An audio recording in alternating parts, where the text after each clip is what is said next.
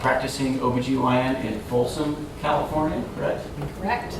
She is a former veteran of the Air Force, correct? Was it Mather? No. Close. I did 3 months at Mather. Mather? Trained at Travis Air Force Base. Travis Air Force Base.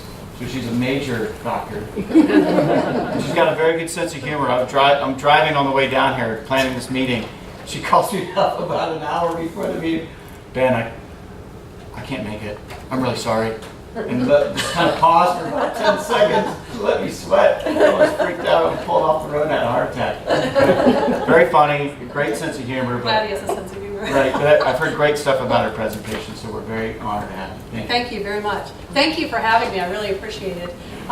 You'll notice I don't want you to trip on them when you get up to use the restroom, which feel free to interrupt at any time to ask a question or use the restroom. But if you get up, there's golf balls under your chairs.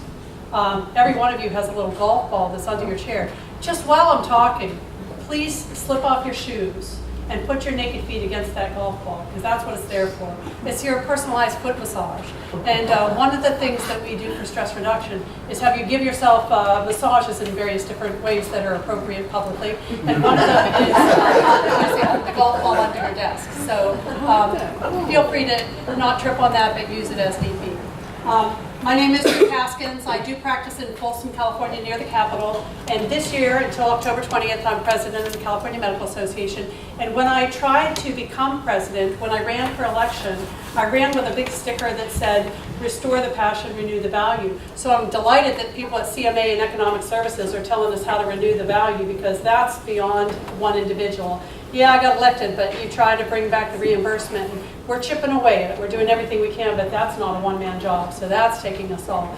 But restoring the value to me means bringing back the passion of being a doctor, being proud to be a physician, being proud to be a caregiver. And that's a harder one. And it's harder and harder as time has gone by, and people have come to realize that this is not just a difficult situation, but a crisis situation. Because this year, doctors overtook dentists as the #1 profession, killing ourselves. So suicide rate among physicians is the highest among any profession, So 400 doctors a year kill themselves, and that's one whole medical school class. At a time when we have a physician shortage and lack of access to care, that's not okay. And so systems are recognizing that. Healthcare systems, legislators, medical office managers, and physicians are recognizing that this is a crisis situation and we have to chip away at it. So my job this past year, now 2 years, is to just one person at a time try to give people tools to deal with the stressors that are in the health field. And that's what tonight's presentation is. It's not a cure for physician burnout, because that's going to take a real sea change. That's going to take systems changes. How we teach medical students is going to have to change. How we deal with physicians entering the work community in every level, how they're dealt with, is going to have to change in order to reduce the burnout rate. But on an individual basis, when you're on hold for 45 minutes, and it's one of those administrative burdens, there are things you can do that I want to share with you. And some of those examples are in front of you, and then on the way out I'll give you a piece of paper that summarizes them all. Okay? I do have a slide presentation. I could just stand up there and talk, but okay, there's slides too. So this was the sticker that I put on everybody I could find. I put on every bag, every desk, and every body that I could find as I was trying to get elected president, and I succeeded. Renew the passion and reclaim the value. And renewing the passion,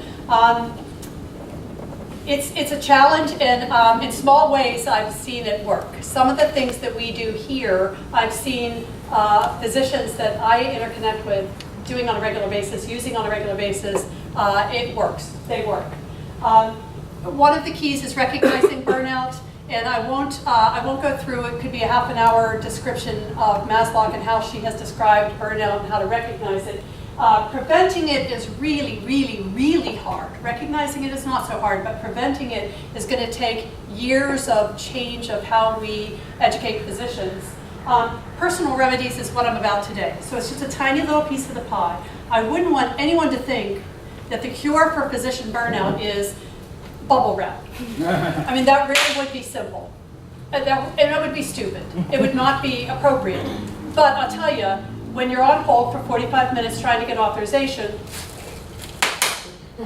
it just takes away some of the stress. And if we can take away a little piece of stress, if you're just rolling your foot over that golf ball, and that takes away a little piece of the stress, little bits at a time, that's what we're after. And that's the kind of tools that I'd like to share. Definition, clearly loss of enthusiasm, feelings of cynicism, and a low sense of personal accomplishment. That's the strictest definition. That's the scientific definition of burnout. What you hear from the physicians is, I'm so tired, I'm too tired to go on a vacation. The thought of going to Europe and going to churches and art galleries, it's exhausting. They're too exhausted to go, and when they come back, the desk is full and they have too much to do when they get back. It just doesn't matter. To matter to people really is critical to enthusiasm for being a physician. It really, really is, just to matter.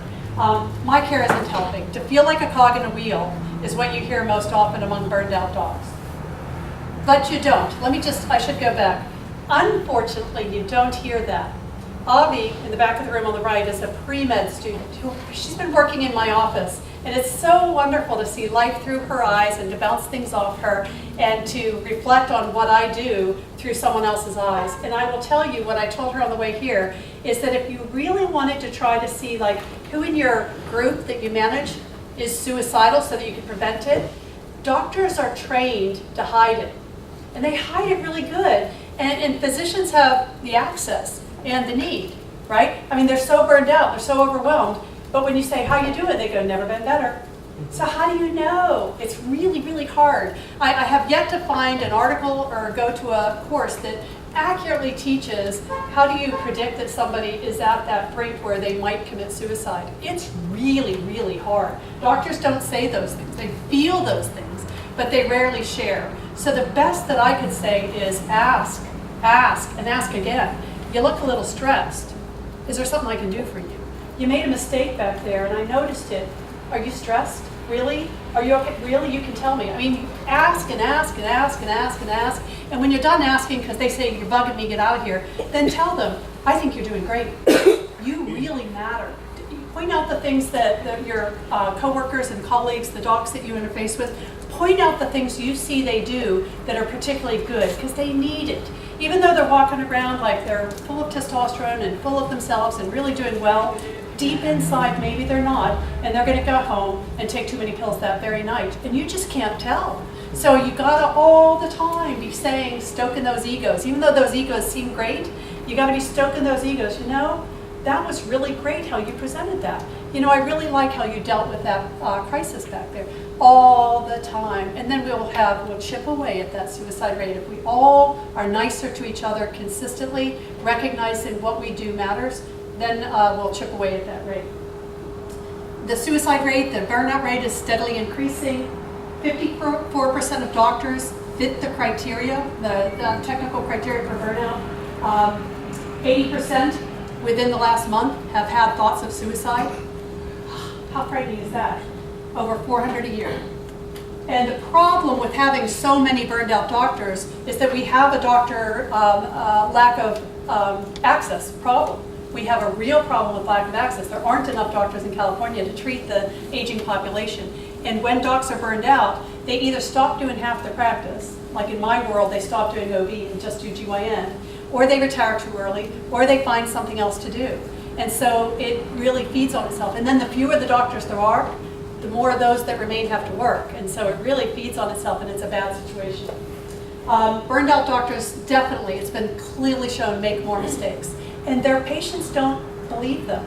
If you have a doctor who lacks confidence and says, you know, you should lose weight, you're just not gonna. Yeah, I mean, and if you see somebody who's not taking care of him or herself, who's saying that you should take care of yourself, you know, you can't do that, right?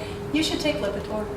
That's very different from the doc who looks you in the eye, touches you, and says, I really would like you to take your Lipitor.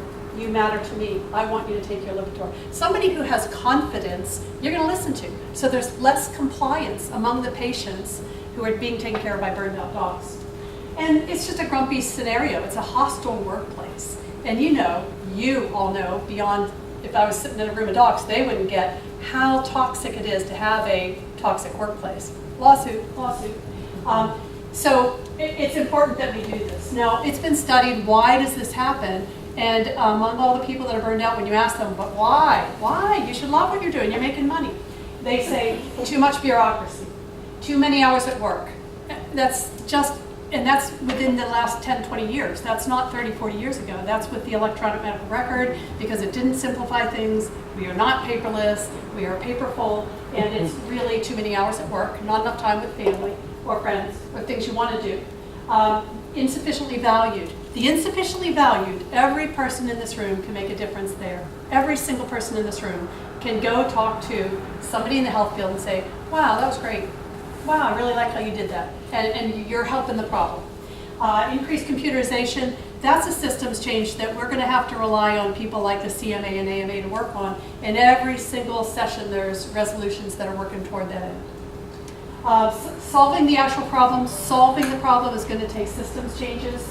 Avoiding the problem is something I talk to doctors about who are self-selected at my burnout lectures because they're burned out, things they can do instead of being a doctor. But dealing with the problem can actually be done. And cognitive behavioral therapy does work. So the really, really burned out on the edge of suicide doctors who go to a professional, CBT can actually make a measurable change. Practicing mindfulness, people that take lessons in transcendental meditation or even just do yoga on the side, they do have a measurable change in their degree of unhappiness. And stress management techniques, they're important. And that's, as a physician, as an individual, as a president of CMA, that's where I come in. And that's what the rest of today's about. So today isn't about solving the problem or avoiding the problem, but dealing with it by having stress reduction techniques. And there's so many. There's so many. Everything that you have in front of you isn't just a play toy that I found in the garage from my kids. They're not. Every single thing that you have in front of you has been scientifically found to reduce your cortisol level. It's everything. I think it's cool. And feel free to reach your hands out and just play. These aren't toys because my point is that if you're a child, you won't be stressed. That's not my point. My point is that all the things that are in front of you reduce your cortisol level. There's something about the smell of Play-Doh clay. There's something about the feel of squishiness. There's something about popping those, there's something about touchy-feely. And I'll go through some of them in a little bit more detail. Magnets. These are things that you can have on your desk. These are things that you can provide to the folks in your workplace. These are just things that adult coloring books. I hope at least some of you will take these and make something of these. This is acid-free paper, suitable for framing. My gift to you. I'm going to go through some more of these in detail, but this is a summary of things that we know. Using your senses, you can reduce your own cortisol level within minutes when you're stressed. So talking of touch, talking of things you can do even in public. There's something about this. When I'm not in such a big crowd, I call it masturbation without the genitals. That's really what it is. When you make a circle on the palm of your, it just feels really good. It just does. So again, when you're like sitting on hold and or sitting in traffic, you're just sitting in traffic and you just want to go crazy, there's just something about that, or squeezing this area. Squeezing this area. It just feels good and you can do it. And nobody really minds. You can do it at any time, no matter where you are, no matter what you're doing, and it works. Inner wrist, same thing. I mean, you've got a lot of erogenous zones you can touch without making people uncomfortable. A really good massage of your back and neck. I tell you, I actually remember 8 years ago, coming out of a C-section, totally stressed because it didn't go well, and the person who assisted me with the C-section just came over and just squeezed my neck for like 20 seconds. And I'll tell you what, I was speechless. I had to stop dictating and hang up and then redial in. It actually took my voice away. All he did is squeeze my neck, and I relaxed so much I almost passed out. I had to literally put down the phone and just suck it in. It felt so damn good. And if you could give that gift to somebody, I don't recommend that you squeeze somebody else's this, because that gets a little sensual. But squeezing somebody's shoulder or neck when they look stressed, what a gift. Did you avoid suing them for sexual harassment? I know. You have to be so careful that, oh my God, I'm still thanking him. Yeah. You know, I still work with him and I still say, Jeff, do you remember that day that because it was a really, really stressful day, and it literally left me breathless. It just, just to have somebody care that much and to relax that muscle so intense, it was awesome. So on the list belongs somewhere a reference to the necessity to maintain political correctness. you are absolutely right. And in the original list that went 2 hours, which I'm not giving to you, there's on one part of the list it said have more sex. And the very next line it said learn how to say no. And I thought it was really funny how they were all on one list on one website, and I thought, I think I'm going to skip both of these because it was just a little too contradictory. But it's funny how there are some things that scientists have studied that reduce stress, and the exact opposite is also found to reduce stress. There's a couple of things like that. It's just a little weird. So there's just so much you can do. There really, really is. So self-massage, there's a list. Animal therapy. When I did this in San Francisco, I brought a puppy. Here I didn't have a puppy, so I brought something we used to call a muff, but now that might be politically incorrect. But you can pass my fake puppy around. There's just something about stroking a soft animal that just immediately takes away your stress. If you don't have a live puppy, I think I have it. Yeah, visiting a pet store really works on your lunch hour. If you go to a pet store and you listen to the finches, or look at the dogs being groomed, or just look at the hamsters in the hamster wheel and feel that communality with them, or take a trip to the zoo, or volunteer at a dog park, SPCA or dog park. There's something about having a puppy that is very therapeutic, and that's why they have therapy animals now in nursing homes. Simple human touch really matters, and so isolationism is what leads toward that suicide rate. Popping bubble wrap. We used to have one of these things tacked to our bullet board, in case of emergency. It just feels good. It just feels good. And if you use yours up, I have extras. But popping bubble wrap works. And if you go to Tuesday morning or to REI, they always have it in their bag. I'm just saying, if you're like somebody who needs it a lot, those are the places to go. They'll give it to you. They'll save it for you, and they'll give it to you like by the boatload. Having somebody brush your hair, that might not, if you have it. That might not be something, sorry John, that might not be something that works for everybody, but it's something that you can recommend to people that you see that are stressed, that they can, they're just all wrapped up in their own business and like, I just don't know what to do. Say, well, go have so-and-so brush your hair. It works. Get a massage, give a massage. Playing with Play-Doh, there's just something about Play-Doh. The way it smells takes you back to childhood. Squishing it, it's like playing in the mud. There's something magical about Play-Doh. The same thing with blowing bubbles, but then you get winded, and so I didn't bring bubbles today. Human touch. There's nothing like human touch. I've had more people in the hospital come up to our nursery to look at a baby, just to look at a baby, because they're stressed, and it works. It really works. So if you can get around a baby without getting arrested, for stalking, it's a very nice thing to be able to do. Tactile therapy. On your table, you have a little thing that's a little bit like silk, and you have something that's a little bit like felt, and you have something that's a little bit like velvet or corduroy. Some people will carry these kind of things in their pocket, and just when they're really stressed, grosgrain ribbon will work, or any kind of silky ribbon will work.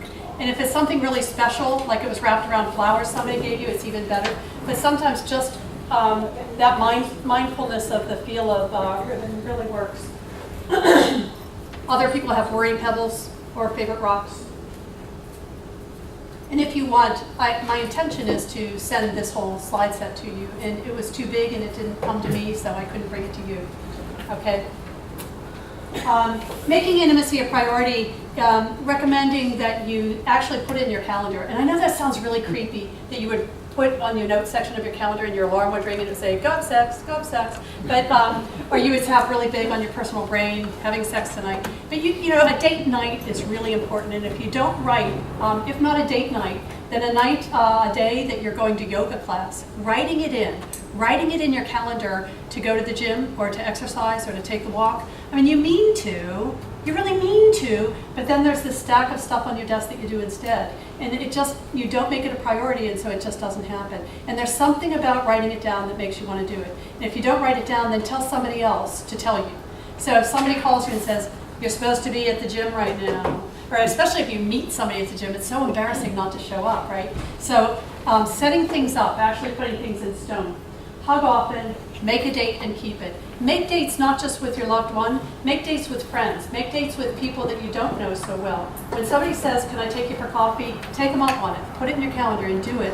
There's something about being social that keeps people from falling off the deep edge. And then there's the whole mindset. Does anybody in the room do yoga? Oh, that's awesome. That's terrific. So you guys know what I'm talking about. I could spend 30 minutes talking about mindfulness, but the idea of getting in your own head and the idea of getting in your head and going somewhere else is so freaking powerful. It is so powerful. You can take yourself somewhere. Or not. You could just stare at a candle. There's a reason I lit this. You can just stare at a candle. And that's it. You just stare at a candle. So staring at a candle just takes your mind off of what's worrying you. If you just stare at a candle for 10 minutes, blow it out and go about your business, it works. It works for kids with ADHD. Tell them, they love lighting candles, so you let them light it. And then when the candle's lit, they have to pay attention to what they're doing. And if they finish the work, they get to blow out the candle. Can you tell I have a kid with ADHD? It works when people need to focus, when people need to have a time set, and when people need to stay in one place and not leave and go do 16 other things and multitask. If you need to stay on task, you light a candle, you know you're not going to leave because then your office will catch fire. So lighting a candle really works. And if you don't light a candle, use one of those apps that put a fireplace in your computer screen, right? That works as well. And if you can't light a candle because you're working one of those fireplaces, OSHA won't permit it, get a fake one, the ones that smell like vanilla and flicker. And just put it on your desk, put the lights down, you'll get so much more done. It just feels good. Whether it's artificial, flavor, timer, or fireplace. But visualization really takes you somewhere. Even if you take just 3 minutes, whether it's to go somewhere you've been that you really liked, or somewhere you'd like to be, it doesn't matter. But if you use your imagination and let your head take you somewhere, you can think to yourself, I did this with Avi yesterday, what's your favorite restaurant? What was your favorite meal in your life? And to have to stop and think about that, she just stopped right in the street and smiled, like, oh. And then I said to her, who would you like to get caught in an elevator with? I don't think we ever came to the end. You're still working. She goes, can I get a time check? I'm still liking that dream. It just, these are things that you can do to take yourself somewhere else that just, no matter where you are, no matter what the stressful situation, you're going to be better at what you're about to do. So if you have an interview coming up and you're really nervous about it, or if you've got to meet with somebody and fire them, right? And you know what you're going to say and you've got that all, you don't need to rehearse that, but you just need to calm down and be yourself. Just stop and remember, if it's a good one, remember your wedding day. Take yourself back to what the temperature was, what you were wearing, what the smell was, what the sounds were. Just be somewhere else and then move forward. And it really, really works well. Or you could do some mindful practices like when you're in the shower, the water comes down and you say to yourself, okay, all of my troubles are going down the drain. Or if you do yoga, do the ragdoll. Okay, when you're doing ragdoll, let your brain be on a hinge and your skull falls open and all the bad junk drops out, and then you kick it away when you stand back up. So for those of you who don't do ragdoll, it's just this. More or less. I mean, anybody can do it, right? It's just grabbing each elbow and just bending at the waist. You can bend your knees. It just feels really, really good. Ragdoll is my favorite pose. But I accentuate that pose by letting my head fall open. All the bad junk falls out and I kick it away. And then you just go on with things. So that's the kind of thing my yoga instructor told us to do. I didn't make that up. But that's the kind of thing people can do with yoga, with mindfulness, that really, really works for burnout. Doesn't everybody go there? Your wedding day, Christmas morning, think about what's the favorite book you ever read. Think about the best dinner you've ever had. Just thinking about it feels good. Or step into a fantasy. She thought I made this up. Think about who you'd like to meet and how it would go. Fully plan a vacation. Now, if you just plan a vacation for like grins, like I think I'll go to Bali, and you go online and you see how much it would cost and where you would stay, and you start just Googling hotels in Bali, I'm telling you, after a half an hour of that, it just feels so good. You don't have to go. You can just go, click, never mind. Of course, then you're on Yahoo, you're going to get all these hotels in Bali for the next 2 weeks. That's kind of cool. But just that thought of, I want to go to Anchorage. And just think about where you would stay and how you would get there, and would you take the train and what excursions. And if you did that for a half an hour of spare time, man, that feels good. And if it's a real one, it's even better. Think about winning a fortune that's reasonable, like not $100 million, but $10,000. If you won 10 grand, what would you do with 10 grand? Something reasonable. It's fun to play with those thoughts. It's very fun to take yourself to a place that's noisy and relaxing. That's my nephew in Pennsylvania, Allegheny Mountains. Meditation can be learned from professionals. You can take classes in how to meditate, or you can do something informal. It turns out that most of us meditate even though we don't know that we're meditating. When you're doing something mindless, changing the oil in your car, washing the dishes, mowing the lawn, anything repetitive like vacuuming. And do you ever do something mindless like that and you forget where you are? And you're like, oh, the whole rug is done. I guess I'm done. And you forget? That's because you were meditating. You didn't even know it. So things that you do repetitively that are mindless, like looking at your Facebook. That's pretty darn mindless. Coloring in coloring books isn't just a trend. It's actually been shown to reduce your stress level. So I have provided you with the tools, and you really can do that. Doing a puzzle, folding the laundry, get social, being with other people who feel the same way you do. There's nothing better than it. And that's one of the reasons you're here. You're here with MGMA because you've already learned this. So I'm singing to the choir when I say this, but if you hang out with other people that have the same issues you have, it really feels good. If you're really, really stressed and really overwhelmed and you feel really bad at something, and then you meet with even one person and you share with them your insecurity, I just was so nervous, and then they say, me too. Those are magic words, me too. I felt the same way. It's just amazing. If you don't have any friends or colleagues and you're all alone, you probably have a computer. And there's so many websites available for people in the health professions.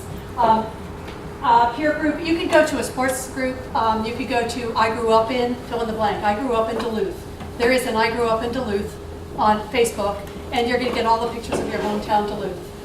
There's a Seattle Seahawks Facebook page for all of you Seattle Seahawks fans.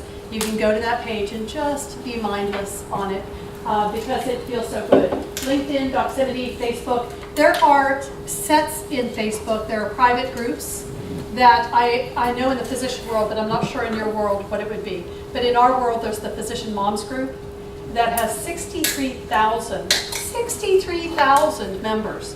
That's 63,000 people that I can put a post and say, I saw this rash, it da-da-da-da-da, blah, blah, blah. Anybody have any ideas? And then I'm going to get 63,000 second opinions. Or I had this problem with a patient. She called me Mr. Or anybody else bothered by the fact that their patients call you by your first name and call your male colleagues by dog name? That's a post that got about 1,000 comments. So these are just all shared feelings among physicians who have children. And I'm sure that in your world there's a similar kind of private Facebook that it's just really cool to just sit alone and you're working in the 11th hour and you pop onto Facebook and see that other people are also working, but playing and understanding how you're feeling. TED Talks. Is there anybody in the room that doesn't know what a TED Talk is? So wonderful. And in the medical world, ZDogg. ZDogg has just the best medical, he is a physician, and he is from Riverside, California. So, of course, now he's in Las Vegas, but he has the best blog and the best entertaining musical website that there is. And if you Google, on YouTube, if you Google the ZDogg MD, you will be entertained. You will be highly entertained. And this would be your entertainment if I was linked up to the internet right now, but I'm not. So, that is ZDogg. He was at our leadership conference, and he's really a cool, wonderful, warm human being. And now what he's doing in Las Vegas is creating the Ideal Medical Clinic. And so it's really been successful, and he's not only entertaining and fun and a great advocate for healthcare, but he's also a smart dude. He's doing something revolutionary that might be the way to go. And then I've got 3 pages of popular MD dogs blog spots. And these are all written on a piece of paper that I'll be happy to share with you that I meant to pass out and I didn't. If I can find them. Okay. I will find them. Aromatherapy, there's so many good smelly things that can, in an instant, make you feel better about life.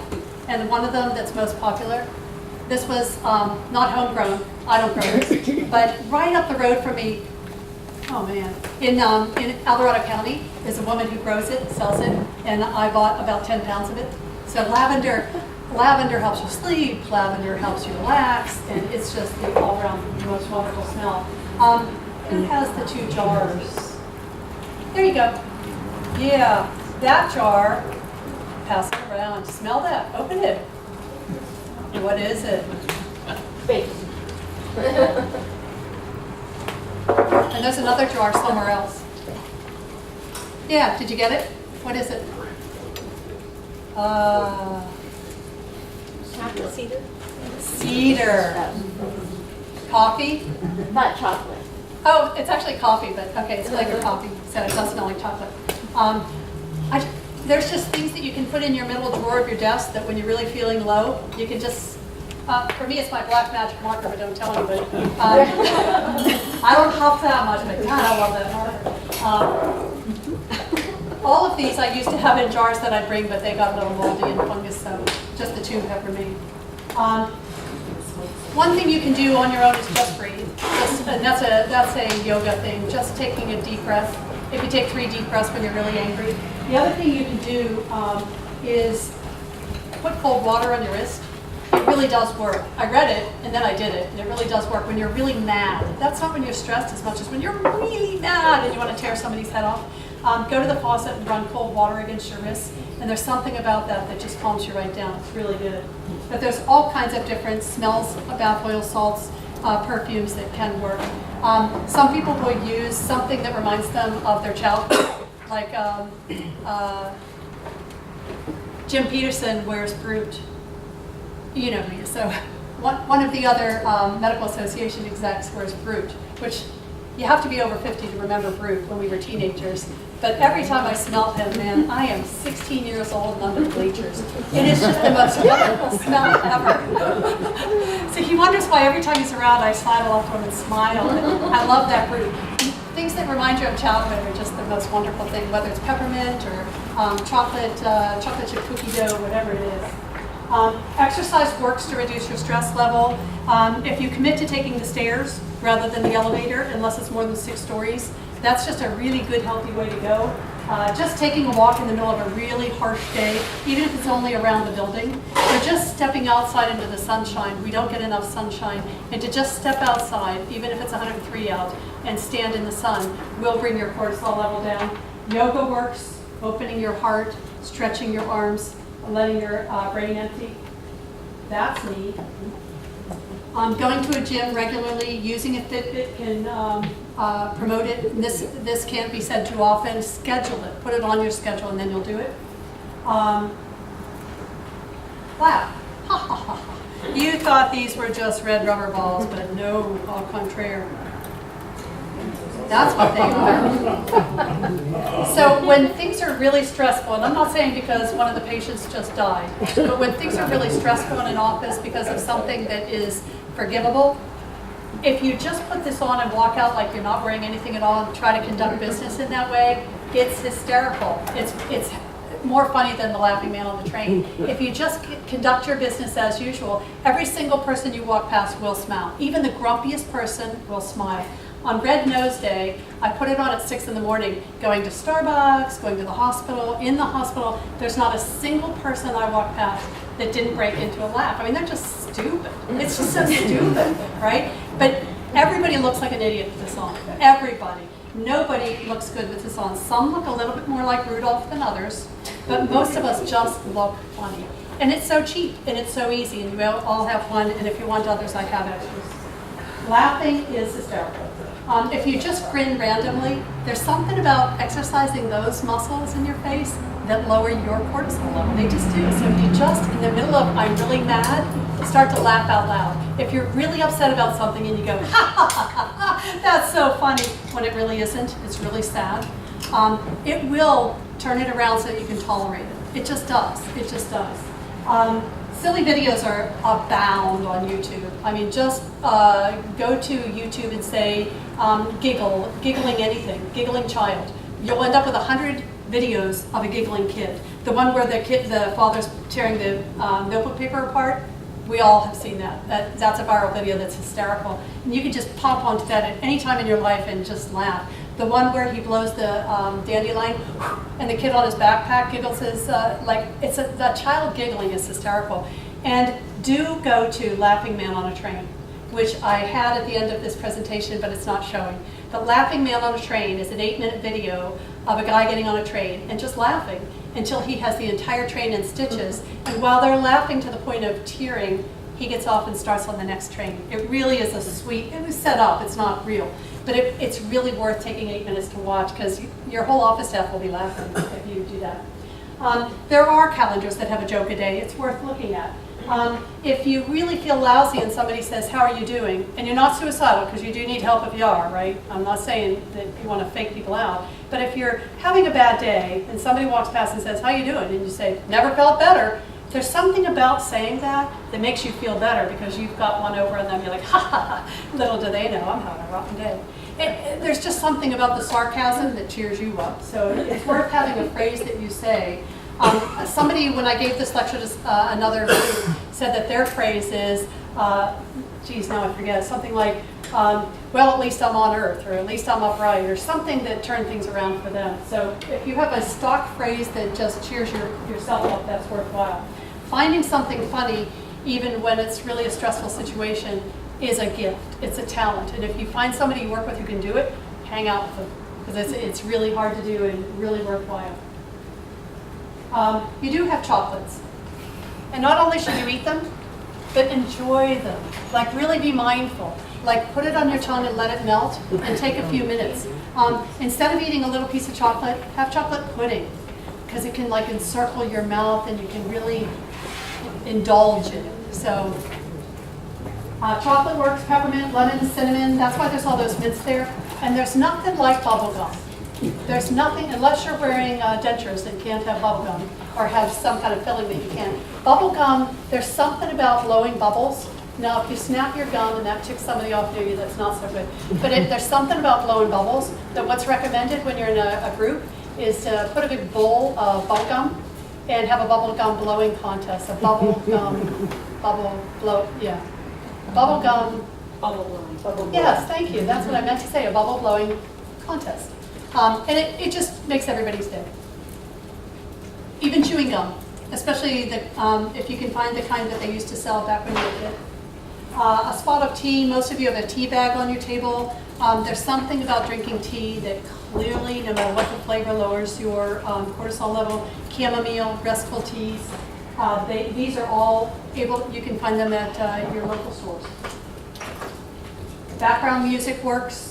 Unless you're listening to a hair band. It usually will lower your cortisol level. That's why they use music behind surgery, because fewer mistakes are made when music is played. So if you choose the right music, and you can find all kinds of restful music like spa music on Pandora or at our restful stores. Singing out loud works.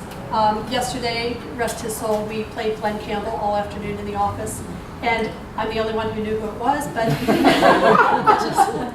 it's okay. I still felt good about it.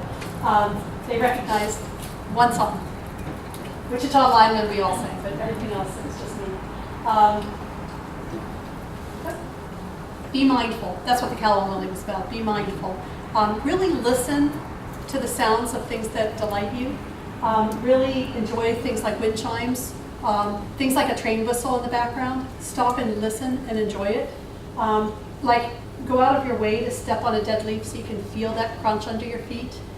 Turn the radio off in the car so you can listen to your car going through a puddle. Squish, that childhood sound. Finding waterfalls. You can find waterfalls on YouTube as well, so that they're in the background of your workplace. And giggles on YouTube are easy to find. Count to 10, and more important, during that 10 seconds that you're counting so that you don't react to something, that's where you're using that golf ball. That's where you're using some kind of stress thing. Do something nice for yourself. Do something nice to yourself during that 10 seconds so that you're feeling good. You also have magnets at the middle of each table. These are mindless things that you can have on your desk, right? that just are fun to play with. Don't put them too close to your cell phone or your credit cards, because magnets do weird things to them. But there's something about playing with magnets that just is mindless and fun, like Play-Doh and Slinkies. I think all of you have at least one Slinky on your table. There's something about just doing this that takes you back, it's hypnotic. It's just hypnotic. Think about what you're grateful for. In an ideal world, what every one of us would do is take a card or a piece of paper and write down those things, either things that you really enjoy. My list said scissors on corduroy. I really love that sound of whoosh. I used to sew my own clothes. Scissors on corduroy. The sound of the wind chimes on my mother's deck. These are things that they're on my personal list, but you would think of your own things, like the crack of a baseball on a bat, if you like baseball. There's certain things that you appreciate, that you enjoy, that you really enjoy. People, certain kind of music, or people in your life, either places, events, or sounds that you've had. If you write them all on a list, in times of really deepest stress, you look at that entire list, it's overwhelming. You're blown away because you see them all at once, and it takes you to a different place. It takes you all the way in a different mood every single time. So it's worth not necessarily keeping a journal, which isn't for everybody, but have somewhere tucked away a list of things that really make you happy. Know your limits, know when to say no. Getting overwhelmed is one of the #1 reasons for people to get burned out. So learn, I don't mean just for me to say, learn how to say no, but I mean that there are books written about learn how to say no. Like one of the ways that I read is, oh, that sounds like a really great thing to do. I'm sorry, at this moment, I wouldn't be able to dedicate enough time to it to make my time worthwhile. So you're not saying, no, get out of here. You're saying, that's a great project, and I just wouldn't want to short shrift it because it sounds too great, so I'm going to decline. The phrase, I'm going to decline, is a useful one to use, for example. So come up with a phrase that you're really comfortable with, so that when somebody asks you to do something, you can very easily and comfortably, because you've practiced that phrase, say no. But they walk away not unhappy with you. Dedicate time to the things that really are most important to you, right? And maybe it is work. You know, maybe you do want to spend 90% of your time at work because you really love what you do. But most of the time it isn't. And yet most of the time you'll find that if you look at a pie chart, the majority of your time is spent at work. And if you think to yourself, what really matters to me is my kids, for example, then make it so, make it happen. If what really matters to you is regaining your health, then go to that yoga class, right? You really have to learn how to say no so that you can make it happen. Finding the overlap in the things that you like. So if you really, really love your kids, but you really don't want to get fired and your work requires that many hours of you, bring the kids to work. You know, overlap the things that you love so that you can not find balance, as in 50% of my time here and 50% of my time here, but a balance so that when all is said and done, you're happy with what you're doing.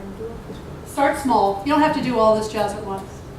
Just because all this stuff's on the table, you don't have to do all of it. Involve people who matter in your life. Cherish your family. I love that picture. Isn't that just a great picture? I don't even know this person. It showed up on my Facebook, and I copied it because I think that's a great picture. But if somebody knows who this family is, I think he's a doctor, and I think he's a friend of a friend. But I don't know who it is, but I just think that picture is just awesome. Don't they look so happy?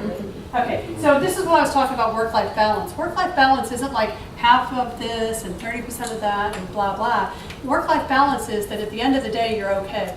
You might spend one whole day, 100% of your time on the road traveling and you don't see your family at all, but then on Saturday, you shut your computer and you spend the entire day with your family doing something special. So that at the end of the day, end of the week, you look and say, okay, I'm doing okay. So that's really what the balance is. And if you're overlapping, like you're growing your child and you're working, that's balancing. That's balancing. And if you're eating at your desk because you know you've got to eat small meals through the day, that's a balance. You're getting your work done and you're taking care of your kiddo. That's the balance. Pregnant women, there's a special place in heaven. So, I mean, trying to grow a baby and do this work, God bless you. So, integrating all of the things that are important to you is very, very important. Yeah, that's what we're after. So, social support.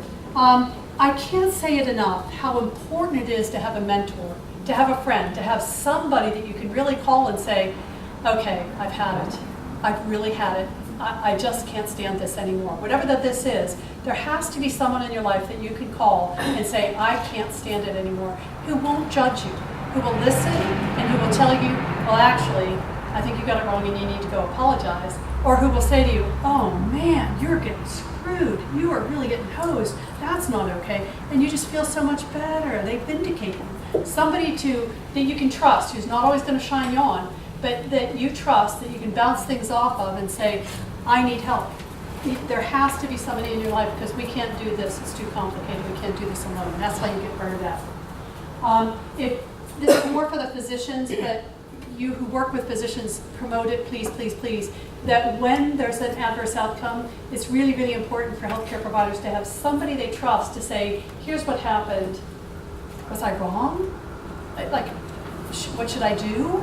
And that will reduce the stress of a lawsuit is enormous.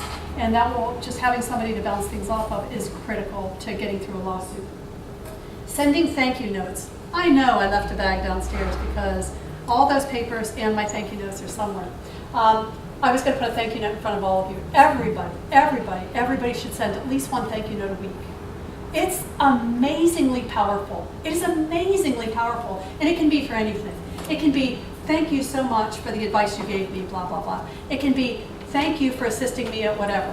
It can be anything. It doesn't have to be like, thank you for a gift. But if you handwrite it, and you write their address on an envelope and you put a stamp on it, oh my God, nobody does that, right? Nobody does that. They're all on the internet instead. If you write a thank you note, I'm telling you, you're going to feel fantastic for the next 3 days, waiting for them to get it. Just that you mail it, you're like so excited for them to get it. And then they get it and they call and thank you for the thank you note. It's really bizarre. But writing thank you notes is one of the most therapeutic things you can do. What else? Oh, some of these things I already said. Play. Okay, cool. I got ahead of myself. It's okay. Being spiritual is important. It doesn't have to be religious spirituality. It's just that you have to connect with your inner self, what's important to you. That's the bottom line. And if something important to you is religion, great. But if the something important to you is yoga, that's okay. If the something important to you is your gardening, and you're in your garden and you are just totally mindful of growing things. If what's really important to you is growing something special, that's spiritual. There's nothing more spiritual than that. Being insightful, being mindful, really appreciating whatever it is really essential. Writing thank you notes on paper, mailing them through the U.S. mail, that's just so powerful. Be liberal with compliments, especially to those poor, burned out healthcare workers who you think are doing fine because they've got such big egos that they wander around like they've got everything settled. They don't. They're insecure and they hate their life. You know, just presume that and you will be safe in saying, hey, I like how you did whatever, because they really need it more than they should. They really do. Okay, that's my next to the last slide. What the end result of all this is, reducing stress among healthcare workers, is that you will end up with healthier and happier patients and satisfied, empathetic physicians. And that's really what we're after.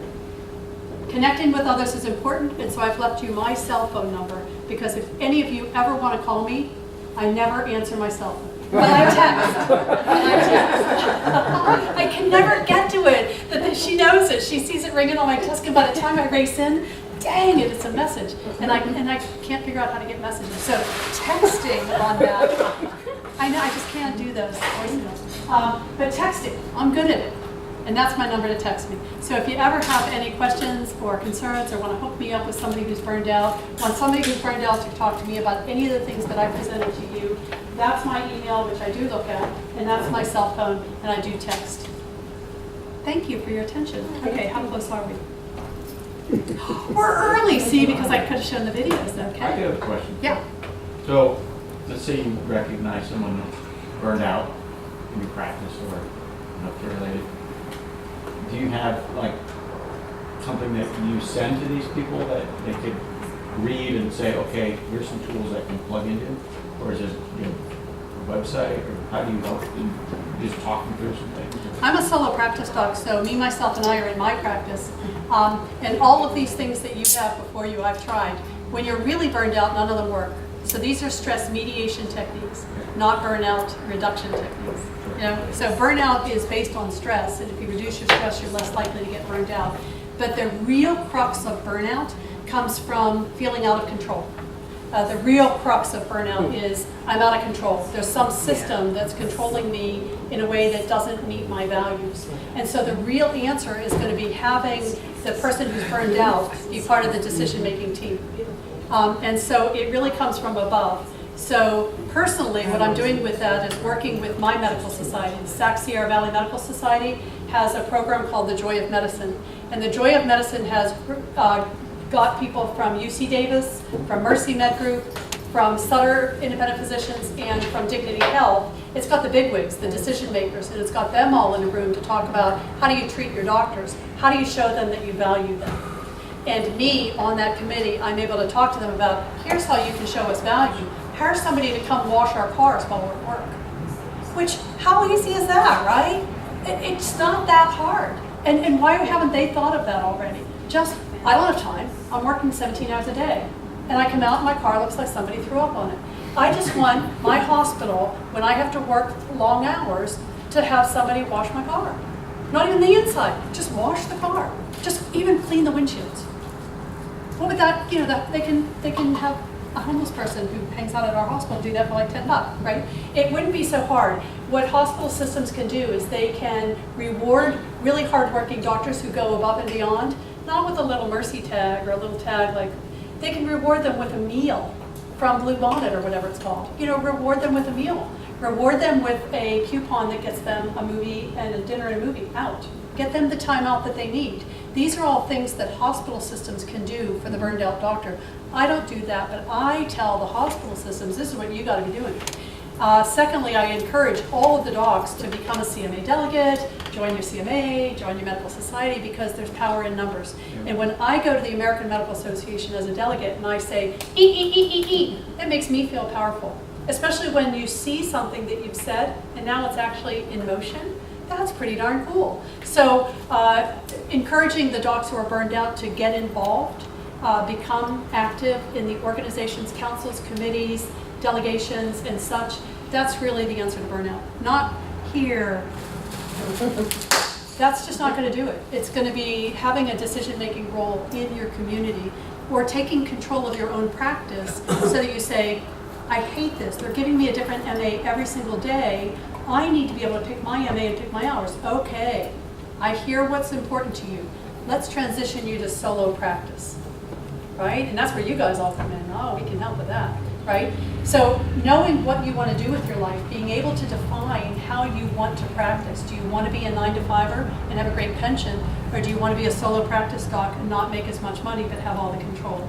You have to define what's important to you, and that's what's more important. So getting healthcare coaches involved, and encouraging people to be part of the solution, be part of the decision-making team that gives them back the control. That's where it's going to be.